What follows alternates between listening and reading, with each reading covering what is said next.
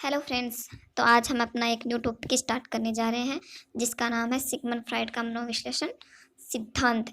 Exam की दृष्टि से देखें तो हर एग्ज़ाम्स में इसमें से एक या दो क्वेश्चन अवश्य ही पूछे जाते हैं, जैसे कि Haryana, UP TET, MP TET और रीट।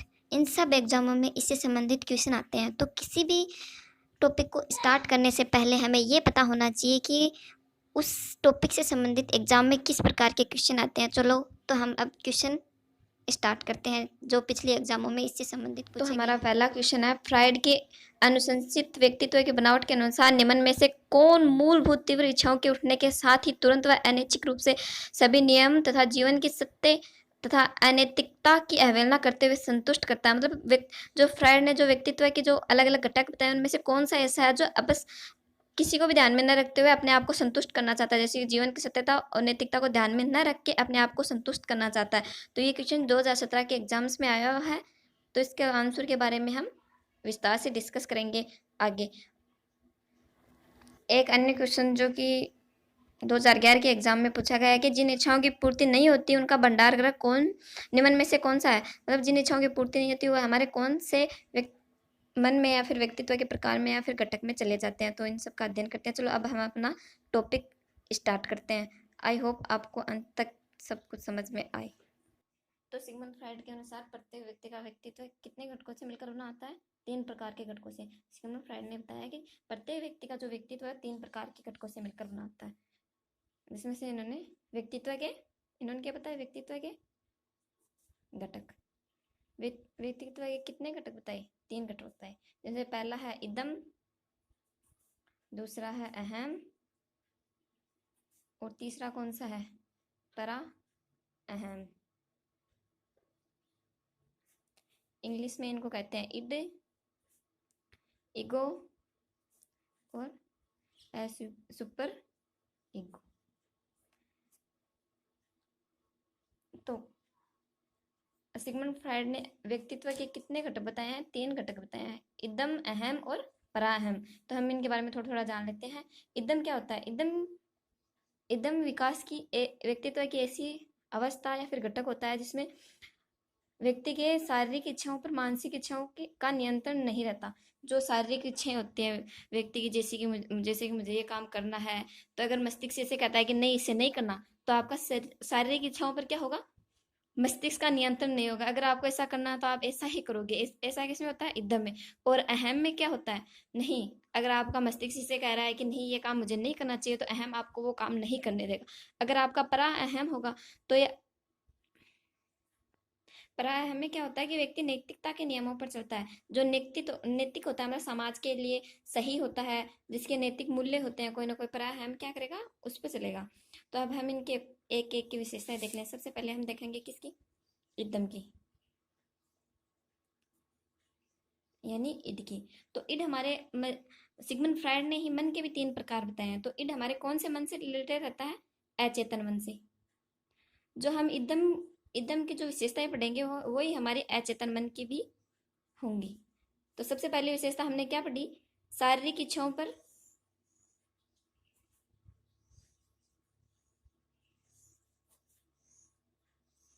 मानसिक इच्छाओं का नियंत्रण नहीं रहता।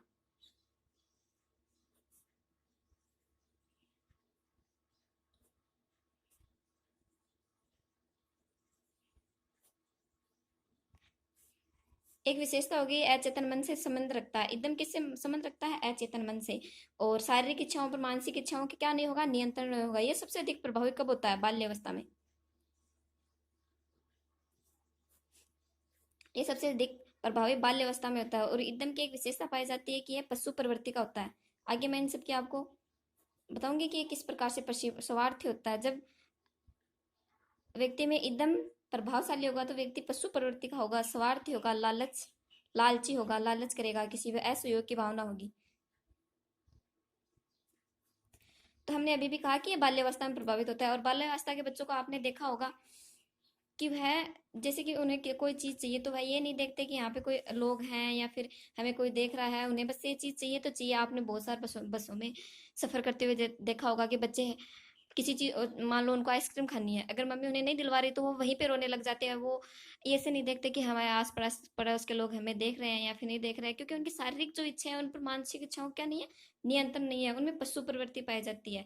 और ये स्वार्थ होते हैं। स्वार्थ मतलब अगर बच्चों के पास कोई चीज है, मतलब कोई दो चार खिलौने हैं, तो वो ये से सोचेगा ये सारे मेरे पास रहे, मैं और किसी को न दूं।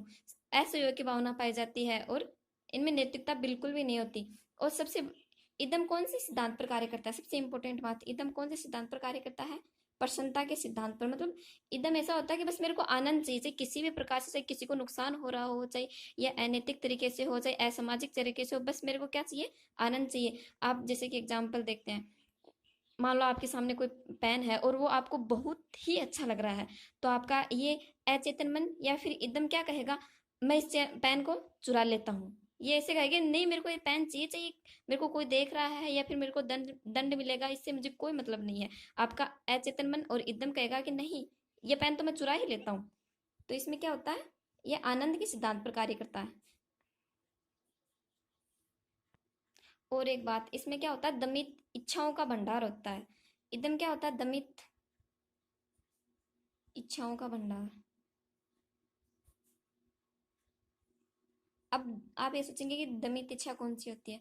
ऐसी ऐसी इच्छाएं जो मर चुकी हैं, जिनका मतलब असामाजिक इच्छाएं या फिर अनैतिक इच्छाएं, जैसे बहुत सी इच्छाएं ऐसी होती है जो समाज के विरुद्ध होती हैं, जिन्हें हम पूरा नहीं कर सकते। वो हमारी सारी इच्छाएं कहाँ चली जाती हैं, अचेतन मन या फिर इदम इदम में संग्रहित होती हैं।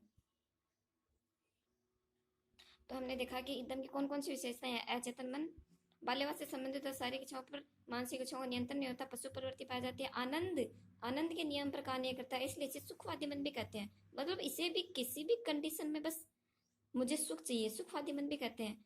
ये आपसे जितने भी गलत कार्य होते हैं, गैर कानूनी कार्य होते हैं, वो सारे कौन करवाता है, अचेतन मन या फिर इदम करवाता है। एक लास्ट विशेषता है लिबिडो।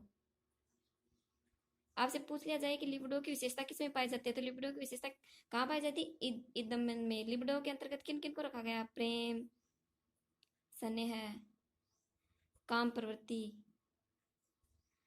इन सबको कहाँ किस में शामिल किया गया है, लिबिडो में। मतलब अगर अगर किसी को प्रेम मिल रहा है तो ये अचेतन मन क्या कहता है कि नहीं, ये इंसान अगर जैसे मम्मी मम्मी के दो बच्चे हैं, तो ये छोटे वाला बच्चा कहेगा नहीं, मम्मी का सारा पैसा सिर्फ मुझे ही मिलना चाहिए।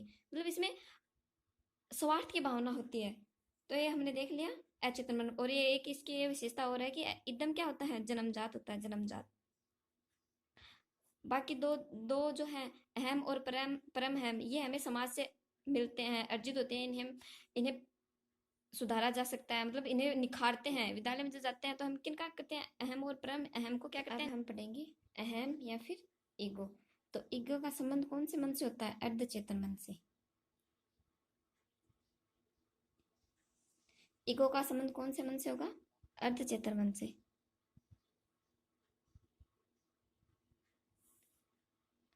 ईगो की कौन, आप देखते हैं ईगो की कौन कौन सबसे बड़ी विशेषता है कि ईगो वास्तविकता के नियम पर कार्य करेगा। यानी कि जो वास्तविक होगा ना, ईगो वही करेगा, जो वास्तविक होगा वही करेगा। सर्वाधिक सफल व्यक्ति तो कौन होता है, जिसका ईगो संतुलित होता है। ईगो क्या करता है, इद और सुपर ईगो, इड यानी इदम और परम अहम में संतुलन बनाए रखता है। जैसे कि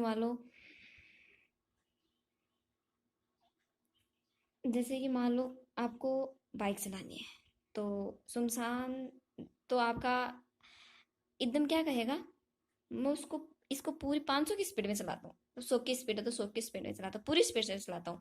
और आपका परम अहम कहेगा कि नहीं, इससे क्या हो सकता है, मेरे को नुकसान हो सकता है, मैं एक्सीडेंट हो सकता है, मेरे को कहीं लग सकती है, गाड़ी का नुकसान हो सकता है, या फिर कुछ भी नुकसान हो सकता है।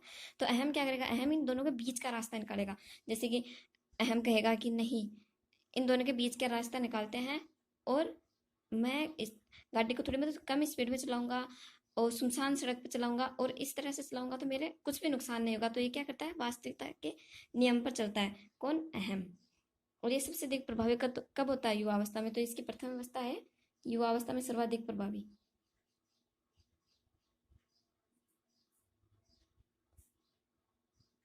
युवावस्था में सर्वाधिक प्रभावी कौन सा व्यक्तित्व होता है, अहम। और ये हमारे अर्धचेतन मन से बिलोंग रखता है। इदम में क्या होता है, एकदम बाल्यावस्था से संबंधित होता है, और उसमें क्या पाई जाती है, पशु प्रवृत्ति पाई जाती है। इसमें इसमें हम क्या कर सकते हैं, इसमें इंसान प्रवृत्ति पाई जाती है, इंसान प्रवृत्ति या फिर प्रकृति, इंसानी प्रकृति पाई जाती है।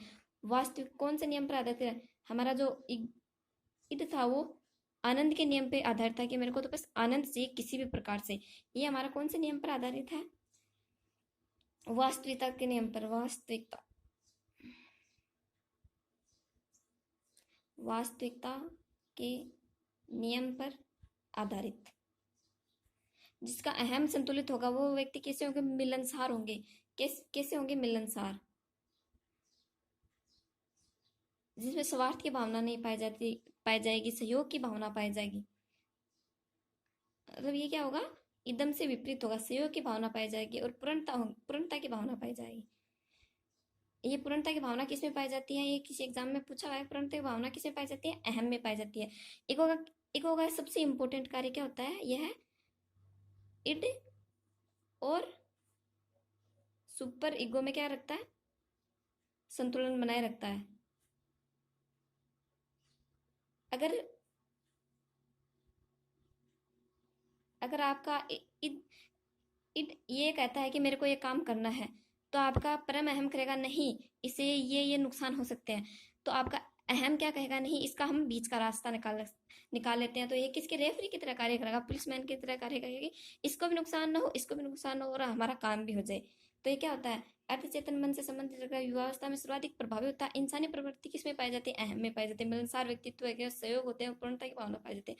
वास्तविकता के नियम पर कार्य करते हैं। जो वास्तविक होगा उसी उसी नियम, जो वास्तविक होगा उसी को मानेंगे। ईड और सुपर ईगो में संतुलन कौन बनाए रखता है, अहम। तो हमारा अगला कौन सा है, तीसरा, परा अहम, सुपर ईगो। ये नैतिकता के नियम पर कार्य करता है। नैतिकता, जो समाज के लिए अच्छा होगा, जो समाज के नियमों के अनुसार होगा, ये वही कार्य करेगा। नैतिकता के नियम पर आधारित होते हैं। और ये कौन सी अवस्था में सर्वाधिक विकसित होता है, वृद्धावस्था में। वृद्धावस्था में सर्वाधिक विकसित होता है। इसमें वृद्धावस्था में ये सर्वाधिक विकसित होता है, मतलब इसमें क्या होता है कि व्यक्ति में बलिदान की भावना, त्याग की भावना आ जाती है, दूसरों के लिए सब कुछ करने के लिए। मतलब आपने बड़े बड़े बुजुर्गों को देखा होगा कि वो अपने परिवार में बच्चों का देखभाल करते हैं। उन्हें ऐसा लगता है कि जैसे यही यही हमारे लिए सब कुछ है। उनमें किसी भी प्रकार के स्वार्थ की भावना नहीं पाई जाती। आदर्शवादी आदर्शवादी वो बन जाते हैं। तो इसकी क्या विशेषता होगी, आदर्शवादी, जिसमें परा अहम पाया जाए वो आदर्शवादी होंगे। आदर्शवादी जैसे कि आप ये एग्जाम्पल समझ सकते हैं। किसी ने आरएस की तैयारी की, मान लो स्वयं वह विफल हो गया, तो आप अगर उससे पूछेंगे कि किस तरह से मुझे पढ़ना चाहिए, तो आपका उस व्यक्ति का परा अहम अगर संतुलित होगा तो वह बताएगा कि आपको 12 घंटे पढ़ना चाहिए, ये बुक पढ़नी चाहिए, ये बुक नहीं पढ़नी चाहिए। अगर उसका इड इड होगा तो वह सोचेगा नहीं, मैं इसको क्यों बताऊं, अगर ये पास हो गया था, उसमें क्या होगी, सहयोग की भावना नहीं होगी। तो ये क्या होते हैं, आदर्शवादी होते हैं।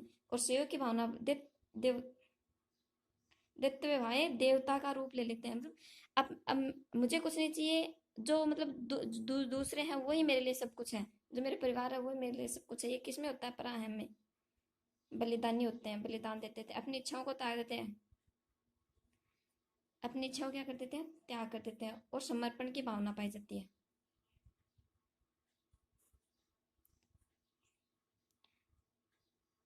आपने बूढ़े बूढ़े बुजुर्गों को देखा होगा कि उनमें बहुत ज्यादा समर्पण की भावना पाई जाती है। अगर उनको कोई चीज, आप जैसे उनसे कोई चीज मांग लेता हो तो वह उनको दे देते हैं। अगर उनकी कुछ खाने की इच्छा हो रही है और फिर अगर किसी ने उनसे वो चीज मांग ली तो वो उनको दे देता है, तो उनमें क्या पाई जाती है, परा अहम की देतव्य भाव पाया जाता है, परा अहम की भावना पाई जाती है। तो हम इन तीनों का एक एग्जाम्पल लेके समझते हैं। जैसे कि आप कहीं पे चाय पी रहे हो, और चाय पीने के बाद आप वहां से निकल गए, आपको ध्यान में नहीं रहा कि आपने उसको पैसे नहीं दिए, तो आपका जो ईद कहेगा कि अच्छा रफू चक्कर हो लूँ मैं यहाँ से, अच्छा रहेगा, मेरे को पैसे नहीं देने पड़ेंगे। जबकि परा अहम कहेगा नहीं, मुझे उसको पैसे देने चाहिए, क्योंकि ये मेरे नैतिक नैतिक मूल्यों के खिलाफ है। और अहम क्या करेगा, अहम या तो इसका साथ दे देगा या फिर उसका साथ दे देगा, या तो उस व्यक्ति को बता देगा कि मैंने आपके आपके पैसे रह गए तो मैं आपको ही दे देता हूँ। और एक अन्य एग्जाम्पल से हम देखते हैं, जैसे कि आप कोई काम, गुलाब जामुन है, मान लो किसी बस में सफर कर रहे हो, अगर आपके पकोड़े खाने का मन हुआ, तो आपका वो मन मन कौन सा, पकोड़े खाने का मन है तो ये कौन सा है, मतलब आपका ईड कह रहा है कि मेरे को पकोड़े खाने हैं, जबकि आपका आपका परम अहम कहेगा कि नहीं अभी बस चल रही है, आपको लोग देखेंगे तो हम क्या कहेंगे। तो हमने स्टार्टिंग में 2 क्वेश्चन किए थे कि दमित इच्छाओं का भंडार कहाँ पाया जाता है। मतलब दमित इच्छाएं मतलब ऐसी इच्छाएं जो समाप्त हो चुकी हैं, मतलब समाप्त नहीं हुए उनका मतलब वो सामाजिक रूप से हम उनको प्रकट नहीं कर सकते, असामाजिक है वो इच्छाएं, वो दमित इच्छाएं कहलाती है। तो उनका संग्रह किस में होता है, इदम में। एक ये पूछा गया था कि किसी ऐसा कौन सा घटक है जो बस अपनी आवश्यकताओं को पूरा, मतलब चाहे वो नैतिक हो या फिर अनैतिक हो, वो चाहता है कि बस मेरी जो इच्छा है वो पूरी हो जाए, तो वो भी कौन सा होगा, ईद होगा। और एक अन्य क्वेश्चन ऐसे पूछा जाता है कि ईद और पराअहम में संतुलन कौन बनाए रखता है, ईद और पराअहम में संतुलन कौन बनाए रखेगा, अहम। अहम, जिस व्यक्ति का अहम सबसे अधिक प्रभावशाली होगा उसका व्यक्तित्व उतना ही अच्छा होगा। आई होप आपको ये सब समझ में आ गया होगा। थैंक यू, धन्यवाद।